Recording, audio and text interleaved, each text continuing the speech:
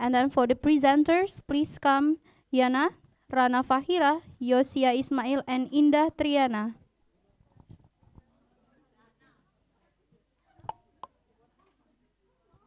For all the presenters, moderator, and notulen, let's come forward.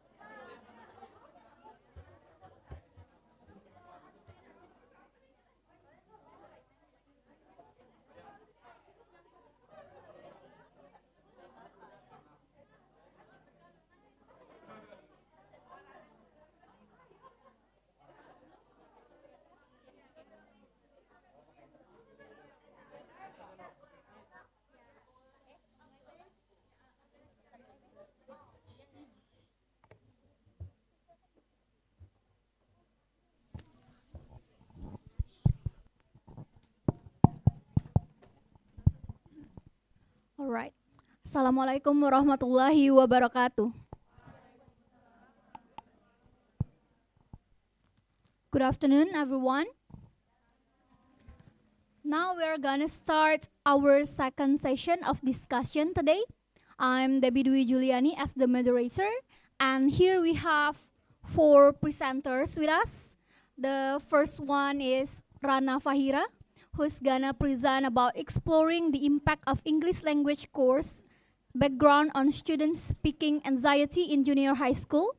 And our second speaker, Yosia Ismail, who's gonna present about content and language integrated learning in mathematics at SD Maranatha Palembang, implementation, problems, and solution. And the third presenter will be Indah Triana Puspita, who's gonna present about probing the interconnection of higher education. And our fourth speaker will be Yana, who's gonna present about Chinese traditional music influence on children's emotion and behavior. So we're gonna have 10 minutes for each presenter. And then we continue with 15 minutes of question and answer session. So without any further ado, let's begin with our first presenter, Rana Fahira. Okay, thank you for the moderator. So first of all, let me introduce myself. My name is Rana Fahira. So here I have research. The title is about exploring the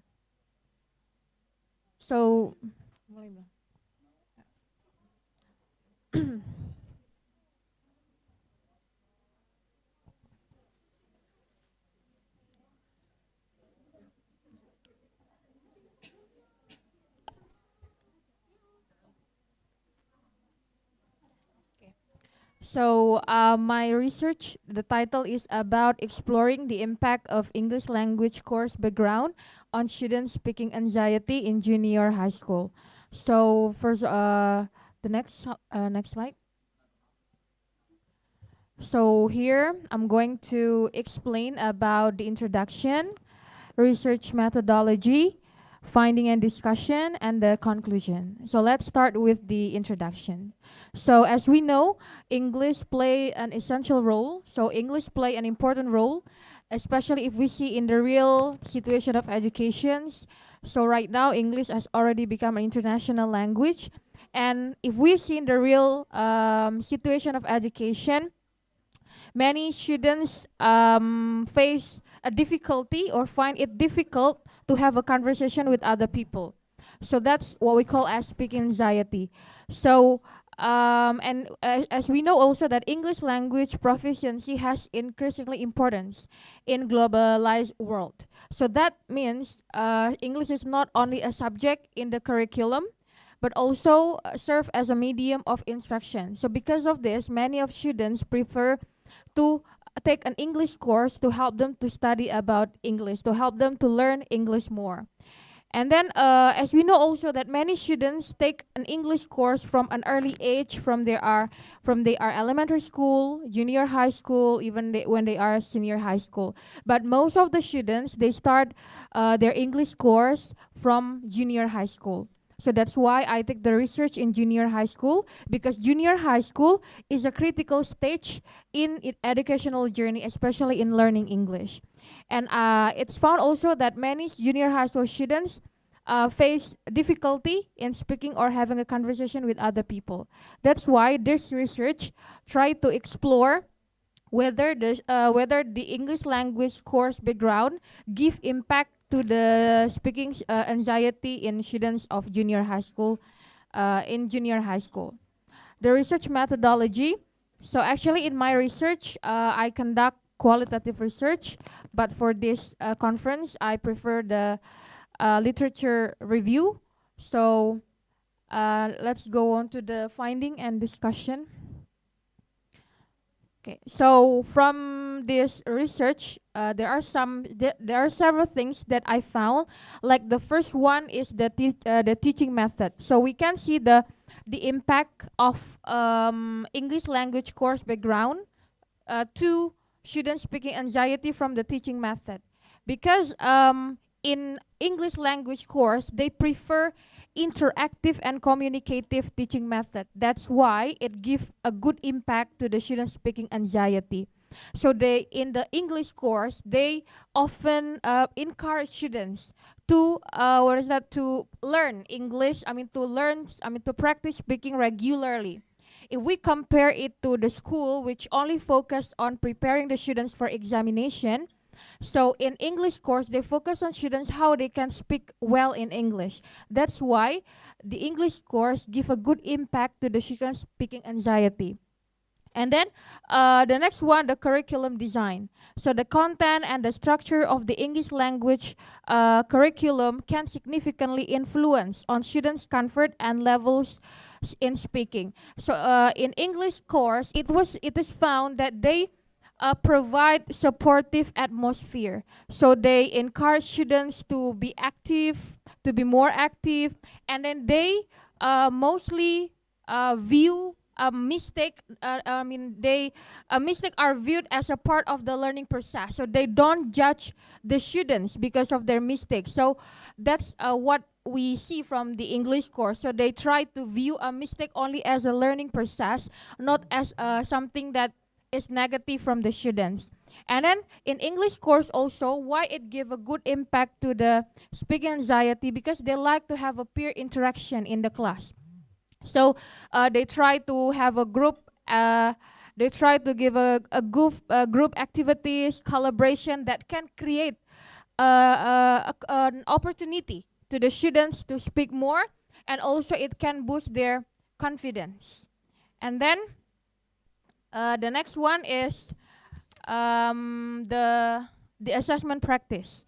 So the assessment method employed in English language course can either elevate or exacerbate students speaking anxiety. So in the assessment, it is found that in English course they like to give a constructive feedback, continuous evaluation, and performance-based assessment that can help the students to practice or to decrease their level, their speaking anxiety. So, and then the last one is the use of technology. In the school, it's seldom to see the English teachers to use technology because of the lack of technology and facilities. But in English course, they provide the technology like the computers and etc. So they integrate the technology, so such as language learning apps, video conferencing tools. So this technology can help the students to practice their speaking. So it can influence to their speaking anxiety. So that's why it gives impact to their speaking anxiety level. So the next one, the last one is the conclusion. So in conclusion, the impact of students' English language course background on speaking anxiety in junior high school is a multifaceted and nuanced aspect of language education. So the point is it's important English course give a good impact to the students' speaking anxiety.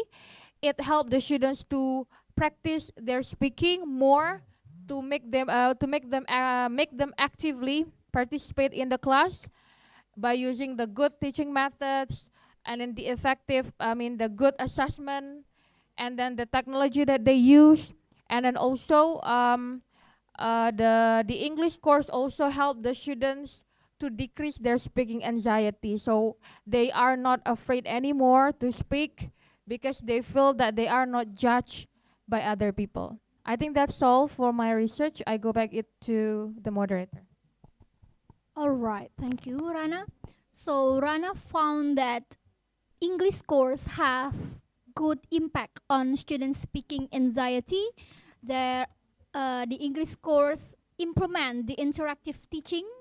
That there in the English course, students are more comfortable to speak, and that the teachers view students' mistakes as learning process, and there's also a peer interaction and the feedback given to the students, and there's also the use of technology. So it all in all, that all the things in the English course do, it can decrease students speaking anxiety. All right, let's move to our second presenter. Uh, let's give it 10 minutes for present to Yosia Ismail. Okay, thank you, moderator. So next up, I will talk about the content and language integrated learning at SD Maranatha Palembang, implementation, problem, and solution. So there are 4 key elements in this one. The first one is the content and learning integrated learning. The second one is possible problems in using CLEL. And third is possible solution to the problems. And next, maybe I will talk a bit about previous related studies. So the first one is, what is the content and language integrated learning? So maybe some of us or some of us just know about the CLEL. So CLEL, or content and language integrated learning, is an integrated approach in teaching a foreign language. So it was constructed by David Marks in 1994, and since that has been increased in research. So basically, the content and language integrated learning is focused on the content and language of instruction, in this case English. So maybe all of us know, or some of us know, that CLEL has same or different terms such as ME or CBI. So next one, to effectively implement CLEL, the teachers should take preparatory steps such as determining the subject, selecting units, and designing expecting outcomes, and seeming the suitable methodology and teaching support. So it is found that subject teachers understand the material more easily than foreign language teacher. In the simple one, like in this case math, teacher who teach math is more understand the topic easily than like English teacher teach math. And also to improve learning, teachers should make more custom to language. And then teachers should increase their student motivation, of course. And then the last one is the cognitive engagement. And also teachers can do some checking about the students' pronunciation of the vocabulary. Next, of course, when we implement something, there is problems and challenges. So there are some problems in using CLL or implementation of CLL. So one of the main problem is that the teacher may not accurately prepare to the teach content in a foreign language or may not be familiar with the language at all. In this case, I found that many teachers who not used to use English teach math, so they found it difficulties to deliver the material to the students. And another problem is the large classroom with mixed ability of learners. So it makes hard for the teachers to give individual attention. So if the students ask the question in the same time, maybe some of the students cannot receive the student and the teacher's answer. Next, because in using CLL, the strategy use 4Cs. As we know, is like critical thinking, collaboration, communication, and creativity. So it leads to take some time to use CLL in the class. Then how do we overcome the problems? So there are some solutions. The first one, to address the potential issue with CLL implementation, teachers can do some research on how effectively use CLL and have CLL-based training at the workplace. So the school can hold some training about the CLL for the teachers. So also the parents can also help the students on using English outside the school. For example, like home or in anywhere else. And it also reducing the teacher's workload. And next, to address the lack of time, teachers can develop plans before deliver the topic to the students, and use collaborative practice and formal training. Teachers can use collaborative practice with the other teachers who use also the CLL. There are some previous related study. There are 4 previous related study. I not mention it all. The first one is only by Wasala 2013, and next is Akbarov 2018, and next is Martinez 2018 and Muhammad Yanova 2022. I think that's it about my explanation. Thank you. Back to the moderator. All right, what an interesting topic presented by Yoshia, talking about the content and language integrated learning, or CLL, in mathematics. So Yoshia mentioned that there are problems in implementing CLL. For example, teachers may not be prepared to implement English as instruction in mathematics subject, and that students have lack of understanding of teachers' explanation because the teachers using English.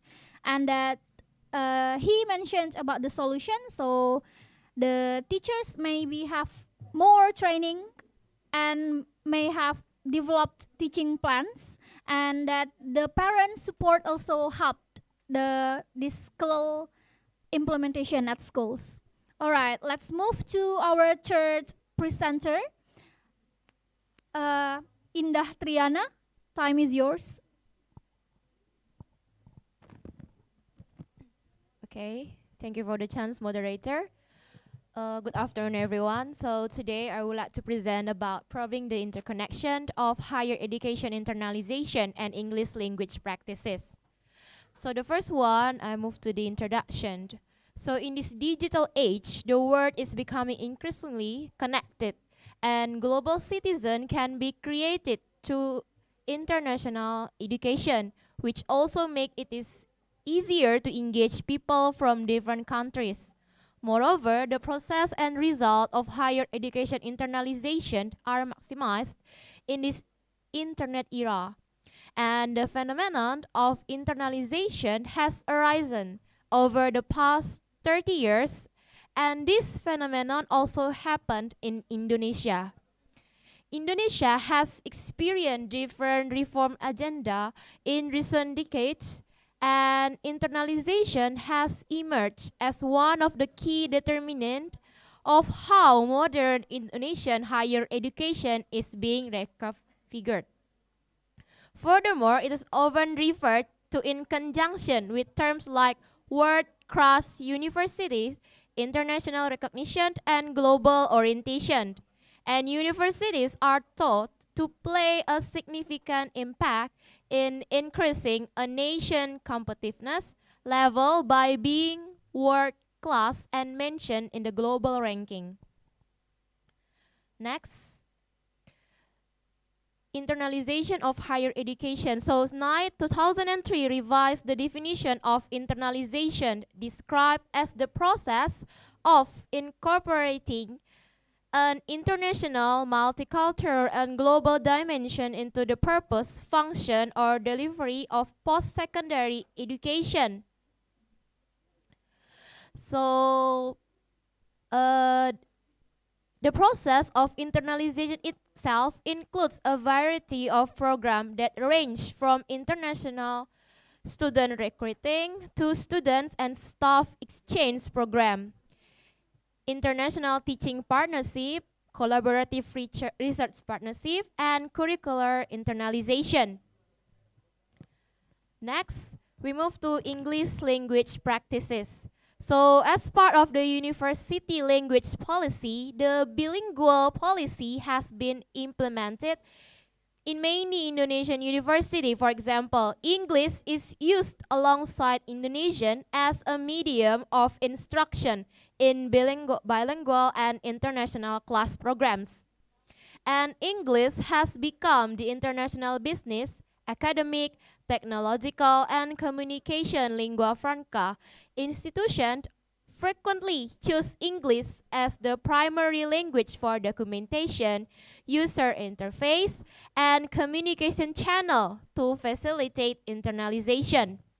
English is also used as the default language for many worldwide institutions and organization products, website, and use interface that enable them to reach the worldwide audiences. So we move to the interconnection of higher education internalization and English language practices. So in this global competition of higher education, Indonesian universities are seeking for global recognition. Therefore, it is vital to analyze how universities approach internalization of higher education in order to determine the value placed on foreign languages. Because English is widely used as a global language, and English language practices play an important part in internalization as it enables us to reach the worldwide audiences. Moreover, there is use of English as medium for instruction happen in the classroom. And the acquisition of global competency is the primary motivation for implementing bilingual education in Indonesian higher education, and to prepare students to compete and collaborate with others on a national and international scale by teaching them global language competencies. In short, English language as the international language is used to promote the process of higher education internalization by engaging students to participate in the global scale through the teaching and learning process, research publication, and other in the institution while internalization happened. Okay, we move to the challenges. So the first challenge is the cultural differences and language barrier. So cultural differences can cause misunderstanding and miscommunication among students, instructor, and staff from various cultural origins. And the second one is quality assurance. Maintaining consistent academic standard and guarantee educational quality can be difficult when working with university from different nations with different accreditation system. Okay, we move to the last part, there is conclusion. So taking into all the information explanation of internalization of higher education presented. So there is a necessity of tracking the success and quality of our internalization activities cannot be overstated. There is a need to assure ourselves and other stakeholders that the internalization process is being evaluated on a regular and consistent basis, and that improvements are being made to ensure that the international dimension of teaching, learning, research, and service contribute to the relevance and quality of higher education. I think that's all. Thank you for your nice attention. Back to the moderator. All right, thank you, Indah. So Indah has presented about the internalization that has emerged all over the world, including in Indonesia, and English is used to promote the internalization in higher education. Okay, next we move to our fourth presenter, Yana. Time is yours. Yeah, hello, good afternoon, everyone. I'm Yana. I come from China.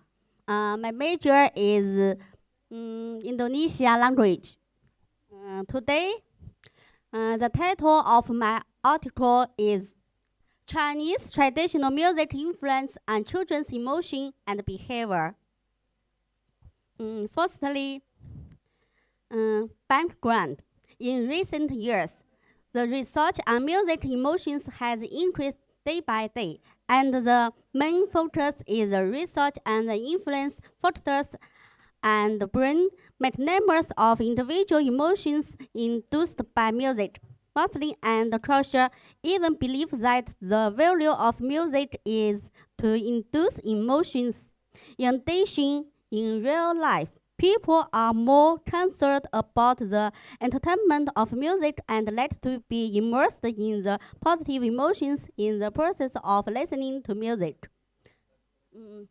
Bracity and Mesner developed the background music to the core that complements the driver's alterness.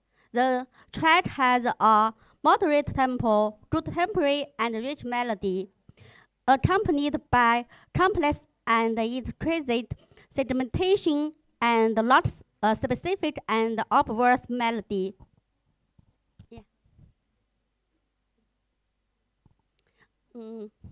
With the continuous development of Chinese society, people pay more and more attention to mental health.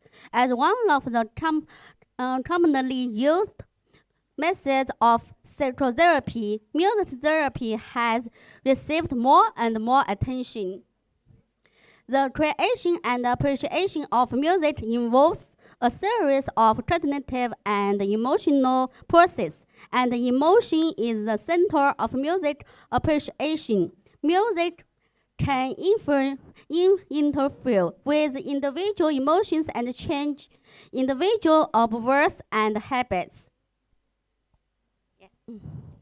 Research question: can Chinese traditional music influence and change emotions and behaviors? Research objective: Chinese traditional music can influence and change children's emotions and behaviors.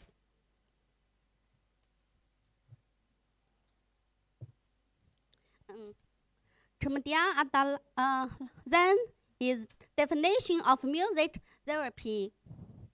Professor Kenneth E. Bush of Temple University in the United States wrote in his work, it's written in defining music therapy, that music therapy should include the following materials: a patient with a clear need for treatment, a music therapist with complete professional training, a music course and music stimulation oriented with a clean core materials, and some evolution materials and the effects of music therapy. Based on the above, the article can define music therapy as the technique of using music as a means to promote physical and mental recovery, change bad behaviors and habits, and curing various diseases. Chinese traditional music therapy. What is TSM? TSM is traditional Chinese medicine. TSM music therapy is not only musicology or TSM, but an interdisciplinary subject including TSM, traditional Chinese musicology, and TSM psychology.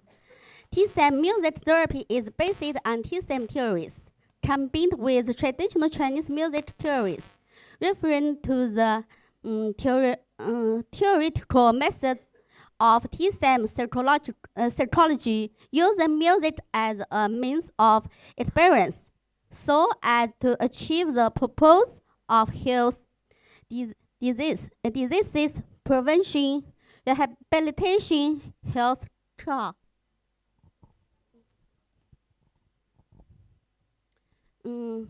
Then the concept of emotion.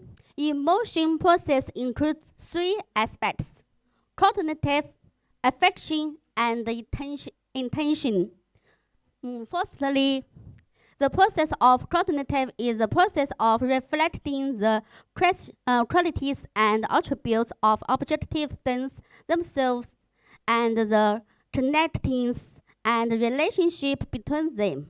For example, we see a flower whose color is red and there are thorns on the stem. This is the process of knowing that external things are directly reflected in our minds. Certainly, affection refers to the experience of people's attitude towards things, reflecting whether people's needs are met.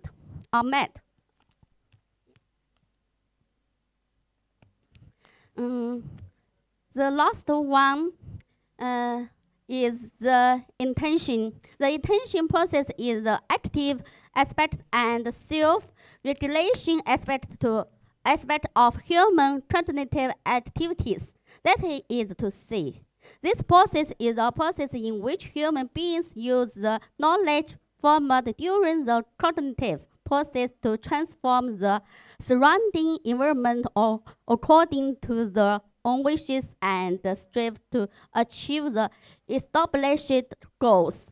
Still taking the above example to illustrate. This is a red rose, although it grows on cliffs. It must overcome difficulties and obstacles to pick it. This process is a process of intention.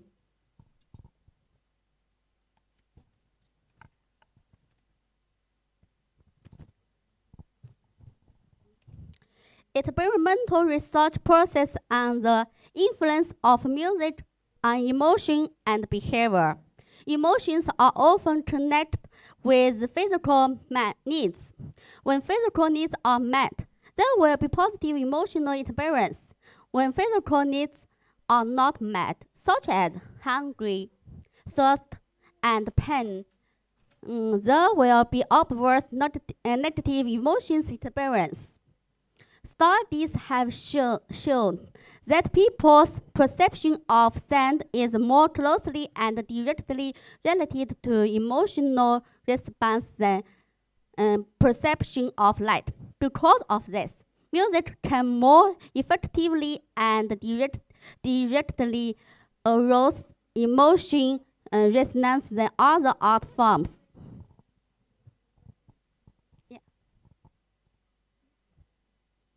The measurement of music emotion. Psychologists generally use the two methods to study emotion. Emotion self-report and performance behavior. Firstly, ini apa? Oh, 2 minutes. Sorry. First, psychologists generally use 2 minutes to study emotion. Firstly, emotion self-report. First, let's set specific with psychologists measure those response. Oh, okay. Next one. Yeah. The next is the performance behavioral. Next. Oh, police heart feature. This feature ini positive emotion and negative emotion ini from ini excitement.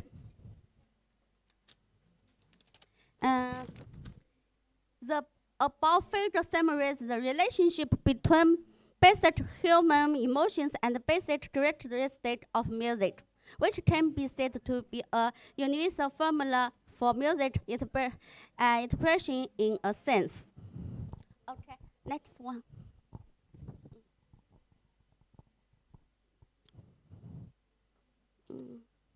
Yeah, conclusion. Next one. Yeah.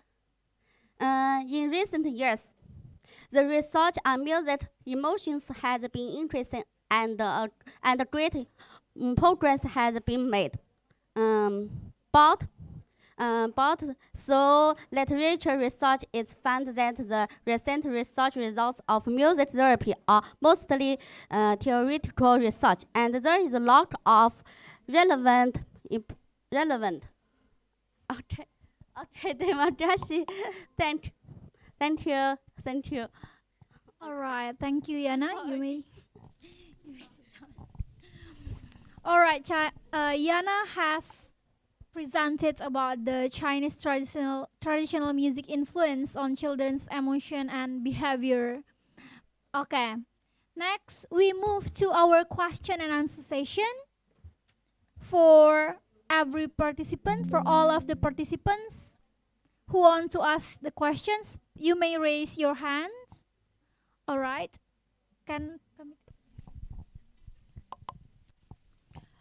Thank you for the chance. Let me introduce myself. My name is Azarandi Islami. I have a question for Yosia about CLIL or CLIL. So I do think that applying or adapting CLIL for students with low language proficiency is very challenging. So how do you when we faced with such condition, how do you manage that, especially for students with low language proficiency? Thank you. All right, thank you, Kak Azahra. I think Yosia is ready to answer, right? Or we keep first? Okay, Yosia want to directly answer the questions, please. Okay, thank you for the question, Kak Nanda. So, how do we manage low proficiency language students? So, based on my experience and what I look at the site for my research, so usually the teachers use a bit of Indonesian or their L1. So even the low proficiency students can understand, or maybe teachers can use some very simple English. For example, like present tense, or not using past tense or future, something like that. Or maybe the common example. I think that's it. All right, so Yosia's answer that the teachers can use code switch in the classroom and use simple English. Okay, did Yosia answer the question, Kak Nanda? All right, thank you.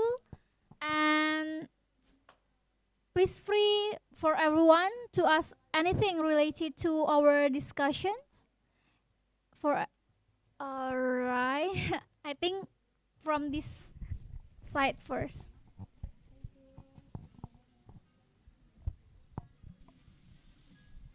Okay, Assalamualaikum warahmatullahi wabarakatuh. My name is Sabila Tasha. I would like to ask a question to Rana. Uh, in your research, you talk about the English course. I would like to know about what do you think if it is necessary for young learners, especially for children, to have English course. I think that's all.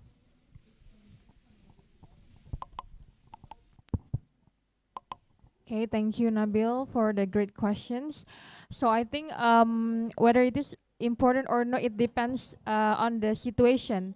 So there is the degree of necessity that it based on the individual factors.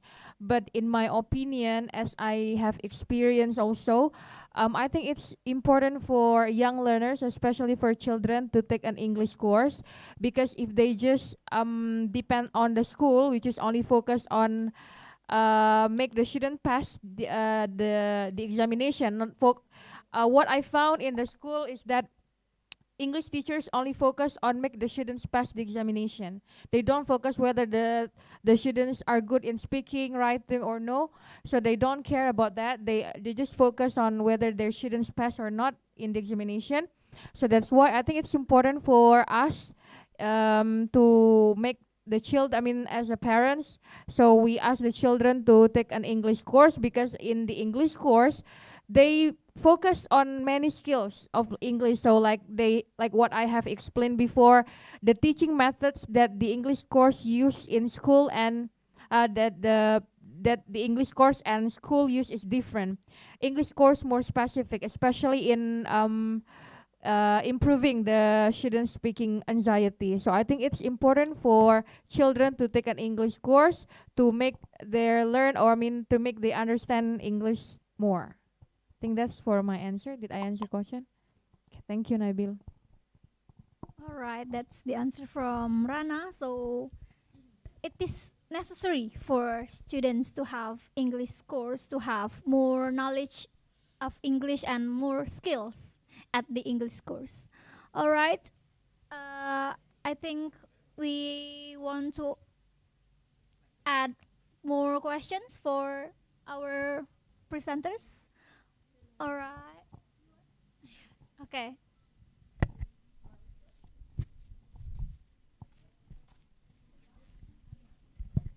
That's all right. Thank you for the chance. My name is Chantika. My question for Indah Triana. You have explained about the challenge of internationalization. Can you explain more about the first challenge, cultural difference and language barriers, and how to overcome that challenge? Thank you.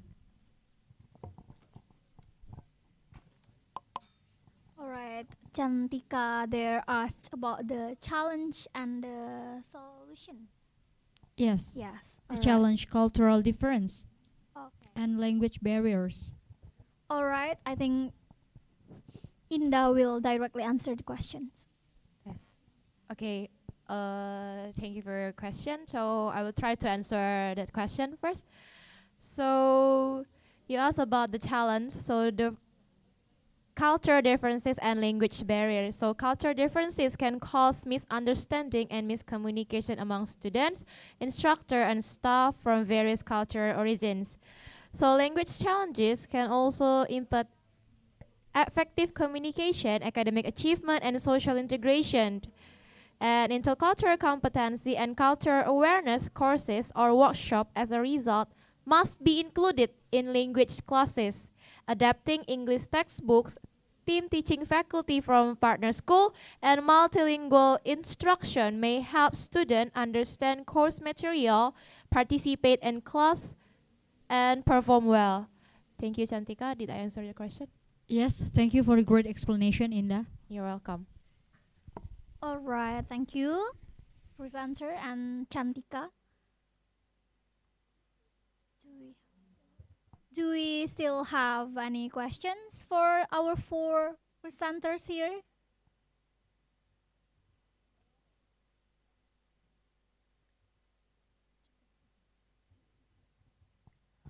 All right, if there's no more questions from the participants from Zoom, there's no questions.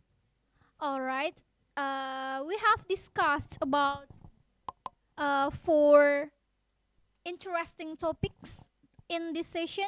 The first one is the impact of English language course background on student speaking anxiety. That the English course has a good impact on the students' anxiety.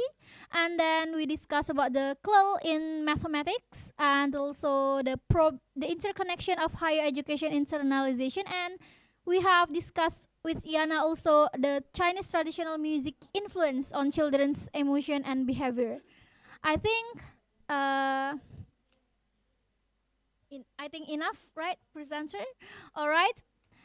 I would like to say thank you for all the great for participants of this session. Let us close this session by saying wassalamualaikum warahmatullahi wabarakatuh.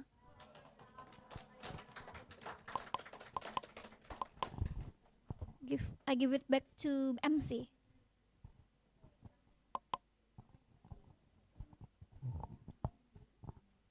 Check.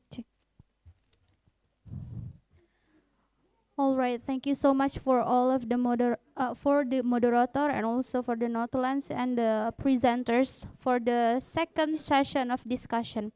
Next, we are going to continue to the third section of discussion, which is for the moderator. Please come forward, Melanium, and then for the Notulan, Salsabila Nurhaliza. And for the presenters, please come Andika Putra Pratama, Az-Zahra Nanda Islami, Sari Nufadila, and Cantika Putri.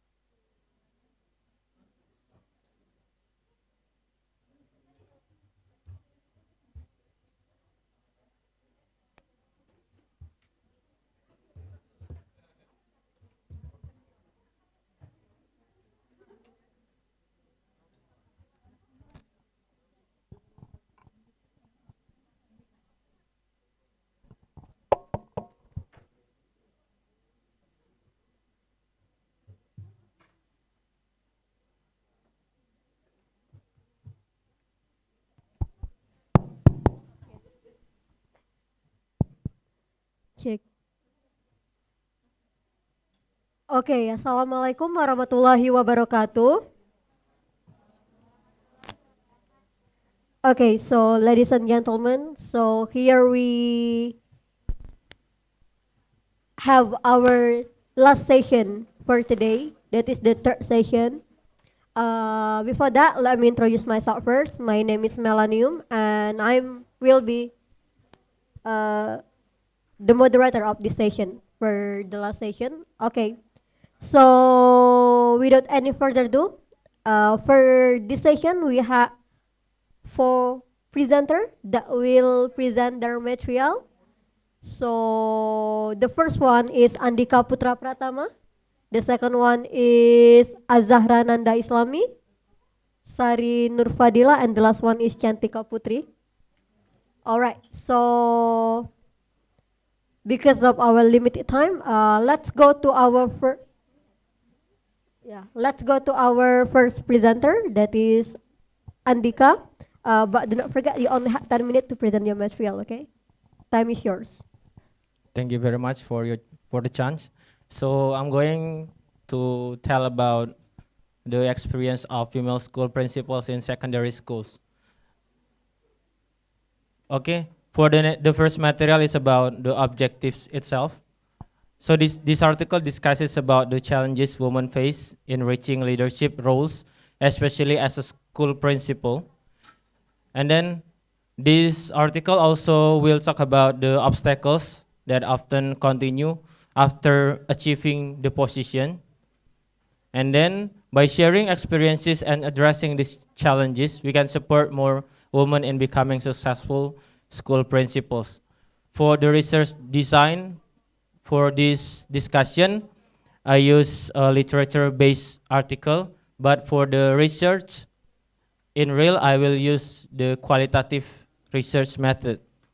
So let's start with the leadership. The definition of leadership looks simple, but the concept itself involves much more. Here, I would like to tell some definitions of leadership. The first definition comes from Nordhaus 2004. A comprehensive definition of leadership is that of a process in which an individual influences a group of individuals to achieve a common goals. And then the second, according to Tafinder 2006, he describes leaderships in terms of an organization as the act of committing workers to give their best to the organization's goal. So to sum up the definition, the leadership is a process in which an individual leads a team toward common goals. So it's about reaching the goals. So next, it's about female and male leadership style. So there are 4 aspects based on Connor 1992.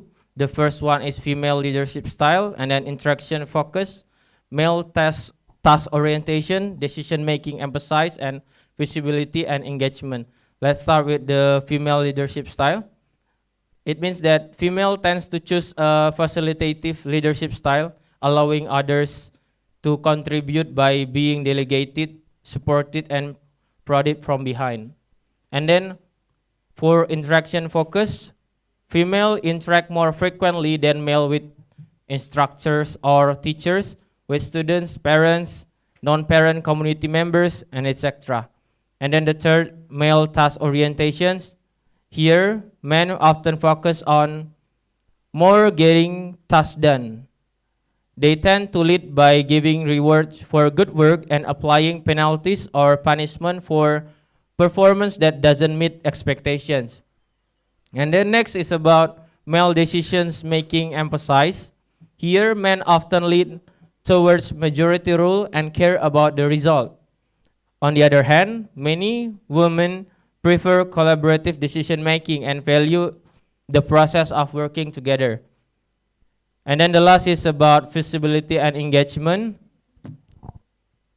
Here, it spends more time in unscheduled meeting, is highly visible on campus or school, and actively observe a teacher. That's for women.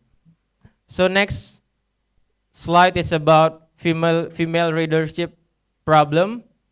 Here I took from Wahyu Sumidjo 2010.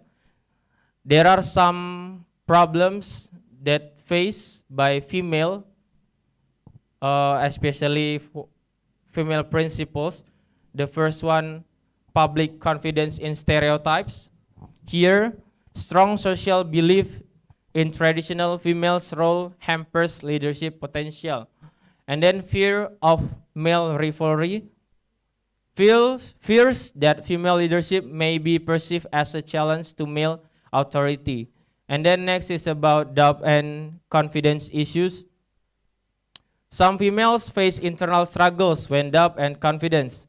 The negative public perceptions, concerns about negative perception of married females, particularly in public area.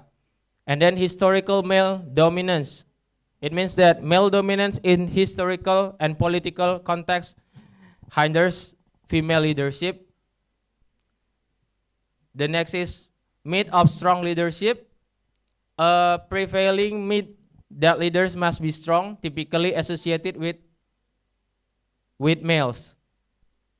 And then lack of support for female candidates.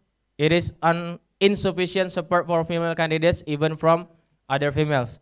So the next material is about glass ceiling. This is the unseen barrier. The glass ceiling itself is a metaphor for the unseen barrier that women encounter as they attempt to advise up the hierarchy, chains of command, or into position of leaderships. In glass ceiling, conflict between work and family is a common reason for women's underrepresentations in leadership roles, as a cultural expectations limit women's choices in balancing work and home. The next material is about continue to the school principle. We realize that education in the concept of community development is an implication in civilized human development. One of the important factors is leadership performance in managing the institution as an educational unit that organizes the learning process for students. So that's related with the school principles. Here, the next we will discuss about principal responsibilities and tasks. According to the regulation of the Minister of Education, Culture, Research and Technology, number 40 of 2001, about the assignment of teachers as a school principal, there are three basic responsibility or tasks. The first one is basic managerial duties, and then the development of entrepreneurship, the supervision of teachers and educational personnel. Okay. The task mentions that aims first promote learner-centered learning, and then make welcoming, safe and comfortable environment, foster a culture of reflection that in the creation of education unit citizens and the administration of education unit programs. So that's the aim. And then the last is about school principal competency. Here, a school principal is required to have the competence as stimulated in the regulation of Minister of National Education number 13 of 2007, such as personality competence, managerial, supervisory, entrepreneurial, and socials. So we arrived to the end of my presentations. It's about the conclusions. In conclusion itself, this article highlights the challenges females may encounter on their leadership journey. And then despite obstacles, it is clear that women bring valuable perspectives and strength to the leadership roles. By recognizing and addressing challenges, we can work towards a more equitable and diverse leadership landscape. So I think that's all for my presentation. Thank you very much for your attention. Well, thank you so much for Andika for the very interesting topic. Okay, we just go on to our second speaker that will talk about EFL student problem in writing thesis, student and thesis supervisor perspective, right? It is the speaker will be Azahra Nanda Islami. Okay, thank you, The time moderator. is yours. Assalamualaikum warahmatullahi wabarakatuh. Good afternoon, everyone. Let me introduce myself. My name is Azahra Nanda Islami. I would like to say thank you for all the committees that have done this conference very greatly. So now the article that I'm going to talk about, it's about EFL students' problems in writing thesis from both students and supervisors' perspective. So next, background of the study. Why do I want to do this research? Because as we all know, we have faced undergraduate thesis, or what we say skripsi. At that time when I was in undergraduate, I faced a lot of problems, and that makes me wonder why did I face those problems, and how can we reduce the problems, therefore the students can graduate on time. And that's why I really want to continue pursue this research. Next, other than my own personal experience, I also saw a lot of aspects such as the supervisor, the process of thesis supervision, and also in terms of English academic writing itself. Next. For the aim of the study, this article is made to find out problems faced by EFL students and their supervisor in writing thesis, including the academic writing challenges they have faced and to find possible solution to those problems. This is for the article. This is a literature study, but for my own thesis later on, I would like to get interview data and also the data regarding the questionnaire for the students and also from the supervisors. Next, as I said before, for the research design, this is a literature study, and the purpose of this design is to provide comparisons between perspectives of the students and the supervisors. So after gathering several data from several researchers, next, I have gathered the previous studies from Indonesian context. So there are a lot of problems faced by undergraduate EFL students when writing their thesis. One of them is technological competencies, management of time, and in FITRIA 2022, they also have internal and external problems such as difficulty in choosing the topics and also struggle to find references and choosing the topic. And also other than that, some of them also have a hard time to differentiate between the grammar and vocabulary when doing it in terms of research and in terms of daily communication. Next. And for the previous studies in other countries' contexts, firstly, I found that in a recent research in Pakistan, they also face similar problems. They faced unsupportive behavior of the supervisors, difficulty in choosing the topic, and difficulty in data collection and data analysis. Second, in Peru context, they face the problem like lack of supervision during the thesis development process, lack of time to develop the thesis, and financial problems. Third, in Bangladesh, they face the problem like lack of students' knowledge, lack of experience, and lack of commitment in their thesis writing. And the fourth, in Iran context, they face contextual problems, role ambiguity in terms of supervisors, poor reflection, and also the ethical problems. Lastly, in Nepal context, they face the problem like feedback provided by supervisors has failed to guide the students in improvising their writing. And next, so according to those previous studies, I divided the discussion and the results into two. The first one is the problem in thesis writing.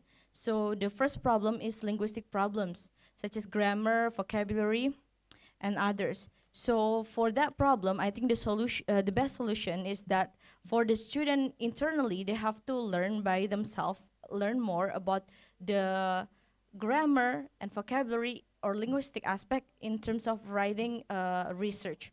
And the second one, in choosing the topic, I think it's very good for the lecturer or supervisors for them to motivate the students to read a lot of articles, journals, and research. Therefore, they will have an open mind and multiple ideas to choose the topic for their thesis. The third, student motivation. I think student motivation here is internal problems. So all of us have faced this, I think. At some point, we feel lazy to continue to do the revision, right?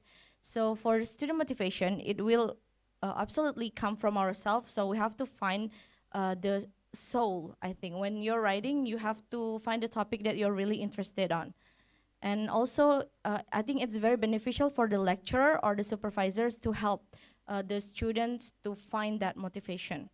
The fourth, financial problems. For the financial problems, I think it's best for the students to find support by looking for scholarship and also for the university to work in a partnership for international journal, because as we know, a lot of international journal is paid and we cannot read the paper fully. Therefore, I think university should be able to make it accessible and free for all the students. And lastly, the problems in thesis writing is difficulty in looking for references, and the same one, such what I have mentioned. So university should help the students to make those references accessible for all. Next, in terms of the second one is problems in thesis supervision. This is looking at the supervisor's aspect. So the first one is difficulty in understanding feedback from their supervisors. So I think as students and also for the supervisors, it is better for them to give the feedback and also the solution. So either it is online or offline meetings, I think it is best that we maybe and the supervisor can give the the feedback that can make the students write their thesis better. And the second one, the problem is excess workload. As we know, our supervisors is not just supervisors, they are lecturer. So other than that, some of them have multiple and triple jobs. So with that excess workload, it is a little bit difficult for us students to meet in the middle, you know, to have time to have regular meetings. So I think that that is best for students and lecturers to discuss it and make a regular meeting. Therefore, there's no procrastination in writing the thesis.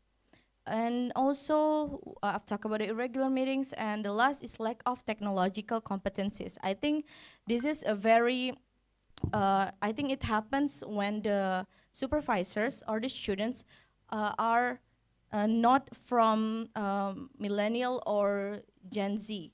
So some of them, they are from baby boomers, so they actually have to learn to use the technology. So I think it's university and faculty members, they have to help supportive workshop for them to have the technological competencies. So to conclude, next, all the problem faced by both students and their supervisors obstruct or hinder students from finishing their thesis on time. And it's not one person's job to avoid these problems from happening. So it is all students, supervisors, faculty members of the university to work together in eliminating each problems to support students and faculty in having students graduate on time and having high quality thesis work. That's all. Thank you. Thank you to Azahra for your explanation. That is very helpful, yeah, eventually for us in the first semester, and yeah, that very interesting. Well, next, we jump to our third speaker. That is Sari Nurfadila with the title English Teacher Problem in Teaching English as a Local Culture, yeah? Okay, a case study, public primary school in the sub-district of Prabu Muli Timur. For Kak Sari, it's time. Okay, thank you, moderator. My name is Sarun Fadila. I would like to deliver my research. The title is English Teachers' Problem in Teaching English as a Local Content, a case study at public primary school in the sub-district of Prabu Muli Timur. Okay.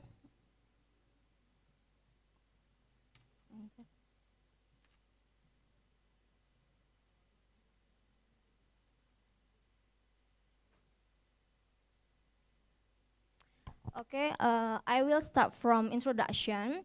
According to degree of the Minister of Education and Culture, number 60, 1993, English subject in elementary school as a local content. So, however, in 2030, the government released the 2030 curriculum where English in primary school was not included. In regulation of the Minister of Education and Culture, number 67 of 2013 concerning the primary school curriculum, page 9 until 10, there is absolutely no mention of the existence of English subject in primary school. So even though English is not included in the 2013 curriculum, several primary school in East Prabu Muli, namely SD Negeri 50 Prabu Muli and Min Madrasah Ibtidaiyah Negeri 1 Prabu Muli, which implement the 2013 curriculum, so still include English as a local content. So this brings about some problems experienced by English teachers in these two schools, such as the teaching administration used, teaching method, and etc. So this study arose to investigate what problems English teachers have in teaching English as a local content. Okay, methodology. The case study design used in this research is based on qualitative research site, and participant. The participant of the research were 3 English teachers at Min 1 Prabu Muli and at SD Negeri 50 Prabu Muli. And this research were located into school SDN 50 Prabu Muli and Min 1 Prabu Muli, located in East Prabu Muli district. This setting, I was chosen because the two schools still teach English as a local content by implementing the 2013 curriculum. The data collection and analysis, the data was collected through interview. The interview was adapted from the questionnaire from Tabasum et al. 2022. Thematic analysis was used to analyze the interview. For finding, next, finding and discussion in terms of problems faced by English teachers in primary school. They face several problems which can be concluded in several points. There are 6 points that I found. The first is teaching design.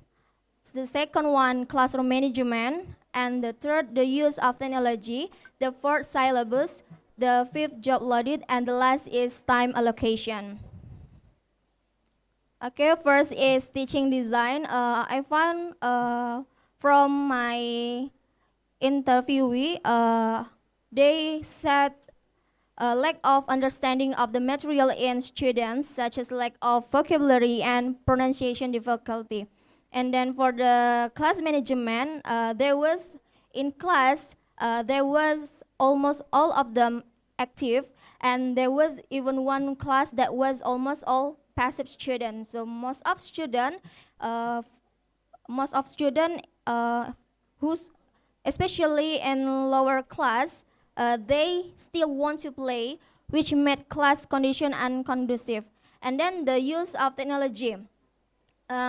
In this school, there are 2 teachers, the novice teachers and the senior teachers. For the novice teachers, they rarely use technology, such as projector, TVs, and speakers. And then for senior teachers, because she is all teachers, so she could not operate technology. And then the next problem is syllabus, because the syllabus is the one of the teaching administration. So in curriculum 2013, 2013, the syllabus is not clear. And then the next is job load. One of the teachers' role was not to teach in just one class, but there was those who taught English from class 1 until class 6. And the last is time allocation. The time allocated for English lesson in primary school was 1 hour per week. So the teacher must try as much as possible to complete the material on time in one semester. Okay, next is conclusion and suggestion. In conclusion, several problems faced by English teachers in state elementary school, madrasah in East Prabu Muli are the teaching process, such as designing teaching, controlling students in the classroom. Apart from there are also other problems from the teaching process, such as lack of technology illiterate technology, job load for teachers, and limited time allocation.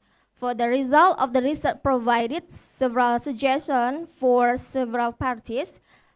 For English teachers need strategies to overcome these problems. And then the second, for the government, they must balance the allocation of time for learning English at primary school and the material to be studied so that it makes it easier for teachers to teach optimally. And the last is the next researcher will explore more factors that become problems in teaching English in primary school to expand the scope of the research. Okay, I think that's all about my part. Thank you.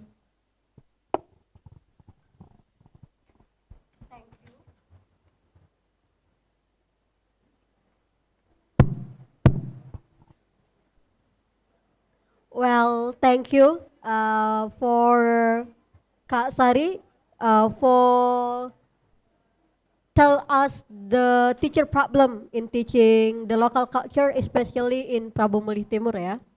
Okay, our last presenter for today is Cantika Putri with the title is Analyzing South Sumatra Young Learner Needs for Bilingual Picture Book about the Climate Change. For Cantika, the time is yours. All right, thank you for the chance, moderator. Good afternoon, everyone. Today, I would like to present about analyzing South Sumatra young learners' needs for bilingual picture books about climate change. Here it is, introduction first. As we all know that climate change is a global issue that is intensively emerging and being studied in various state policies. To prevent the Earth from getting worse, it needs awareness and cooperation in every age level, especially young learners, which dealing with Earth problems in the future. According to National Geographic in 2019, climate change can lead to increasing global temperatures, rising sea levels, and increasing extreme weather such as storms and droughts. Next, we go to the background of the study. Why I choose climate change as my topic for bilingual picture books. According to Swain in 2020, climate change education can provide young learners with the knowledge, skills, and attitude they need to become informed global citizens and take responsible action to mitigate and adapt to climate change. And why I choose bilingual picture book as a media for young learners. Here it is, according to Hu, Liu, and Zhang in 2018. The use of bilingual picture books can serve as an effective and inclusive approach to teaching complex and politically charged topics. And then, according to Axel Roth, Evans, and Weber in 2020, when creating bilingual picture books on climate change for young learners, it is crucial to ensure that the texts are accurate, culturally responsive, and age appropriate. All right, for this thesis, I use mixed method approach, which is it's qualitative and quantitative, while for the instrument, I use questionnaire and semi-structured interview. Then for the participant itself, I take one class consisting of 24 young learners of elementary school and English teacher of SDIT Harapan Mulia Palembang. Okay, here it is about the need analysis. I take for the young learners needs, few by young learner, there are questionnaire and include 40 items, which is about target situation analysis, and then deficiency analysis, present situation analysis, and the last one is strategy analysis. Then next for the young learners need few by an English teacher, I used questionnaire and semi-structured interview. All right, here it is. As you can see, the documentation. When the student did questionnaire, actually I take 5th grade of elementary school here.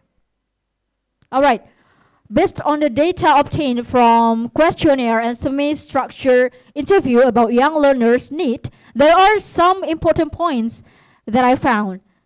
Here it is. The first one is education about climate change should be included in the elementary school curriculum. And then the second one, using climate change as a theme for teaching English can make learning more interesting and can help them to develop language skills such as reading, writing, listening, and speaking.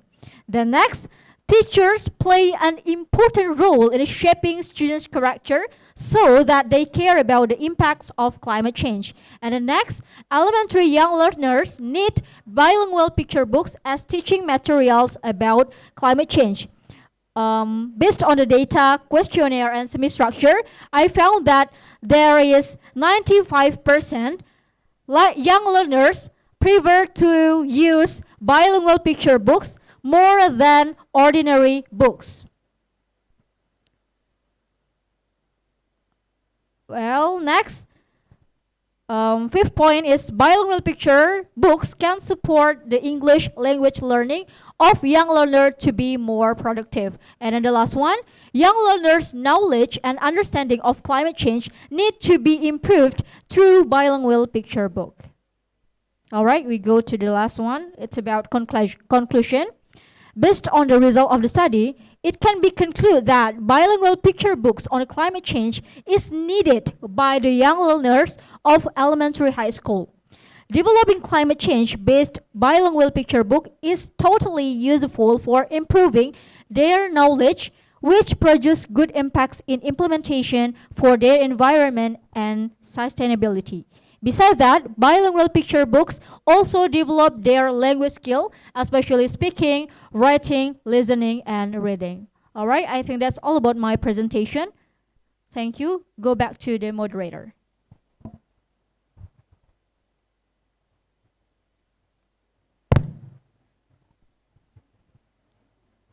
Okay, thank you for our last presenter. Okay, so because our presenter already present their material, okay, it's time to open our Q&A. For those who have any question, can raise their hand. Okay, for okay, Dewi first, yeah. Dewi first. Dewi first, okay.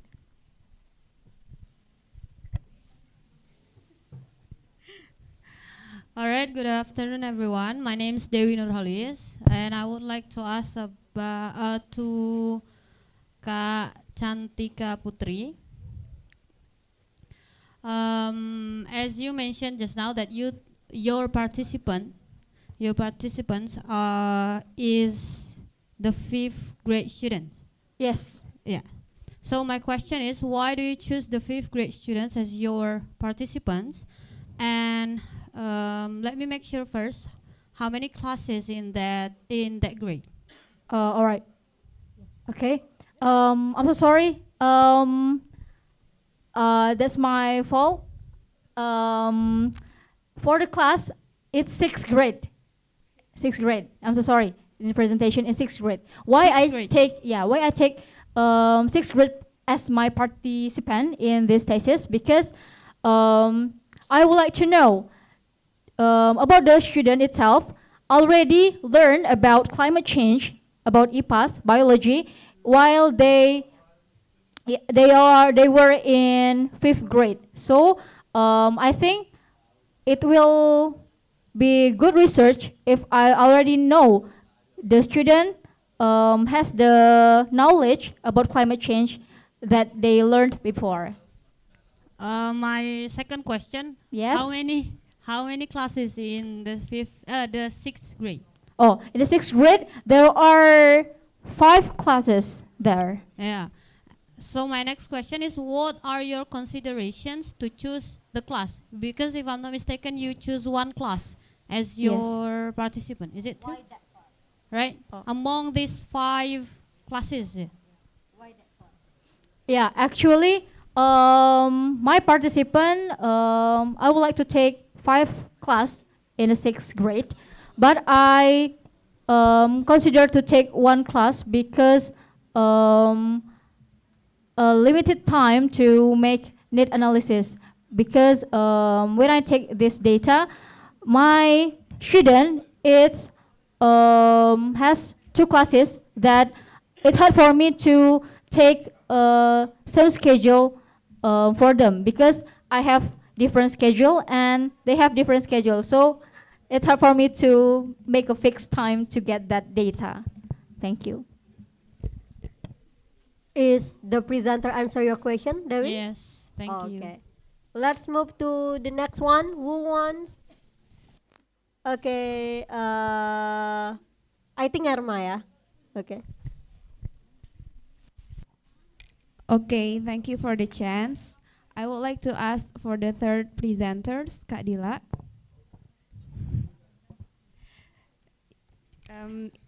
You mentioned that in the problem, in the finding and discussion, that teaching design is one of the problems faced by teachers. In your opinion, for this section, how do you handle this problem, or how do you make the students more comfortable in learning? Thank you. Do you want to answer that directly?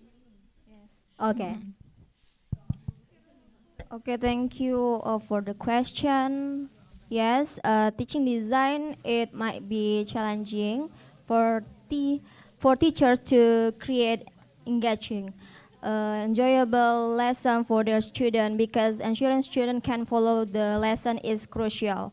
If the teacher cannot make student comfortable in learning, problems will occur, such as student not being comfortable learning English, so that student will feel English is difficult, such as difficulty in pronunciation, lack of vocabulary, knowledge, etc. So I think, in my opinion, to solve the problem, we have to approach student first, so that there is no longer any fear among students about learning English. When students feel comfortable, they will enjoy. They will enjoy taking lesson, because to know the student is important. Like understand your student interests, and then learning method. Learning method must be paid attention to.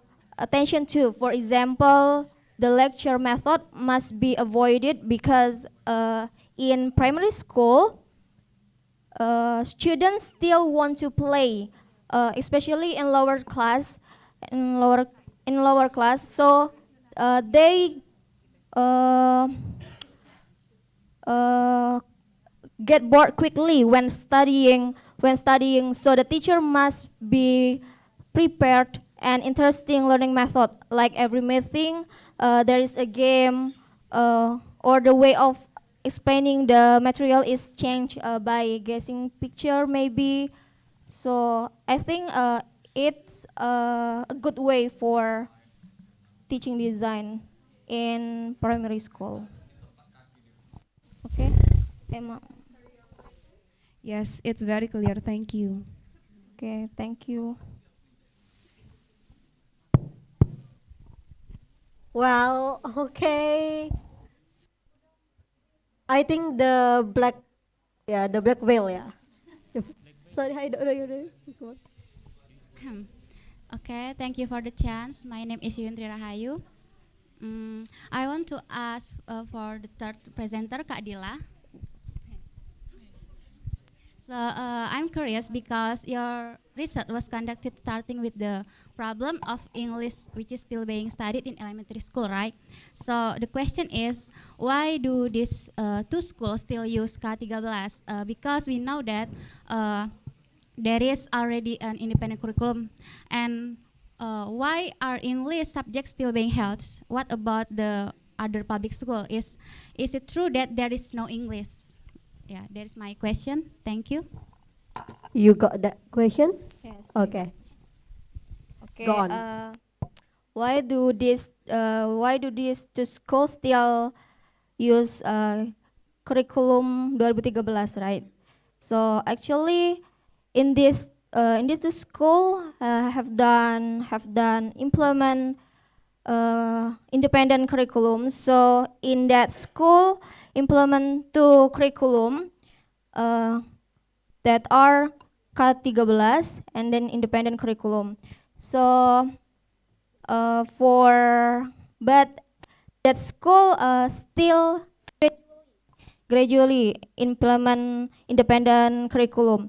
For example, in Min 1 Prabumuli, independent curriculum is still class 1, class 4, and class 5.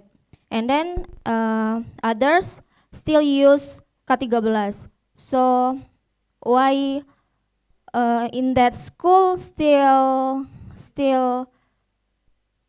what the second question? So why are English subjects still being held? What about the other public school? Is it true there is no English? Okay, why English subject still being held? So based on the information from the principal of the school, English has been taught at the school for a long time in that school. So therefore, English is maintained to be taught even though in the 2013 curriculum, English is not mentioned at all. But in that school, still English is implemented because the two school are ready from employment, and then the school already has an English teachers. So it is making it easier for the school to carry out English language learning as a local content. Okay, is that clear for the answer? Okay, thank you. Okay, I will give a chance to ask the question again, but first for those who have question for Andika and Azahra first. Anyone? Okay, time is yours. Okay, thank you. My name is Mistona Jaditya Pratama, and I would like to ask to Andika. In your research, what are the challenges that you face when doing your research, and how did you solve that that kind of challenges? Thank you. You got that question? Yes. Okay, go on. Thank you for the question, Adit. So in my research, there are several things that I have to do before starting the observations. The first one, I have to gather the data. It's about women principals or female principals in Palembang, all of the schools, the state schools, public schools in Palembang, SMP and SMA. So I need to ask Dinas Pendidikan. So maybe it takes time to wait the data. So that's the first problem. The second one, in doing the research, later on, I use the interview, not only interview the principals itself, but also the vice principals and also the teachers itself. Because to validate the data or the statement of principals, I need to ask the teachers and the vice principal. So make sure that the statement is really happen in the school. So mostly the challenges is about time consuming and also the participant itself. But because not only the principal, but I have to interview the teachers and also the vice principal. I think that's all, Adit. Is that clear, Kak Adit? Okay, thank you. All right. So I think one more question for Kak Azahra ya. Okay. I think Fatia first ya. Okay.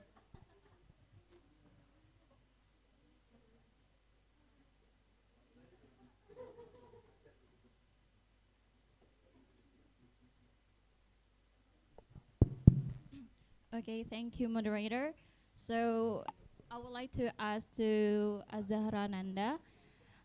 Here your thesis is actually about the perspective from the students and the supervisors in the problems in writing the thesis. So my question is, may I know who is your participants in this thesis? And in the conclusion part, you mentioned that these problems faced by the students and their thesis supervisors, and it's not one person's job to avoid these problems. So may I know what the findings of this thesis, the result of this thesis? Thank you.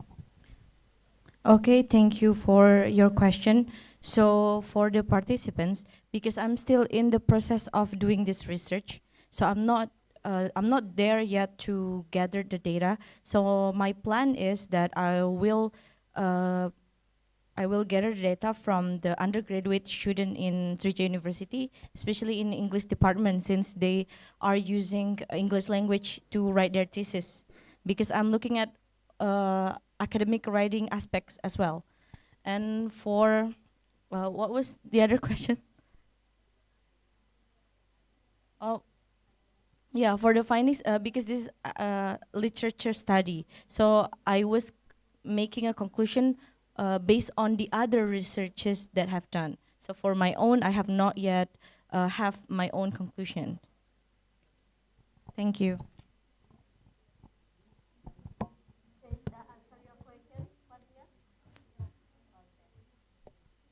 Well, thank you. Okay, I think that's all for our discussion, everyone.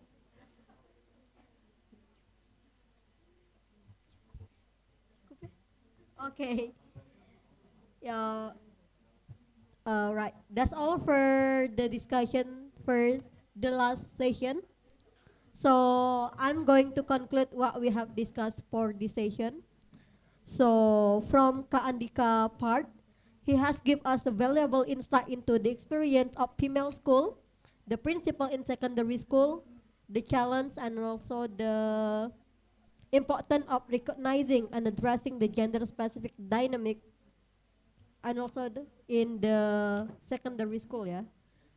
And for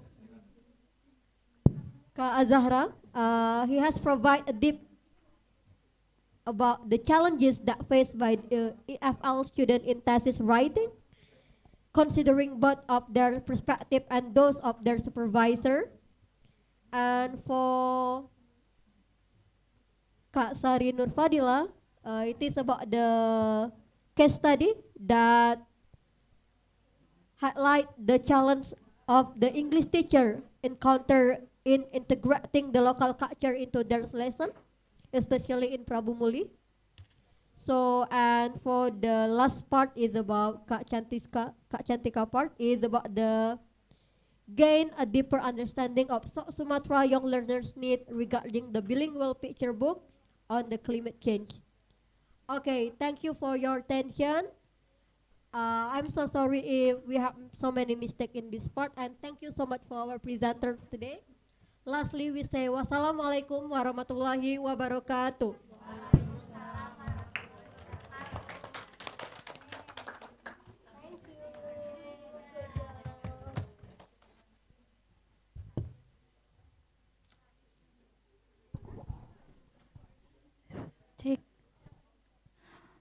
All right, thank you so much for the moderator and all of the presenters. Last but not least, actually this is our last session of discussion for today. We are going to continue for tomorrow. And me as a MC say wassalamualaikum warahmatullahi wabarakatuh.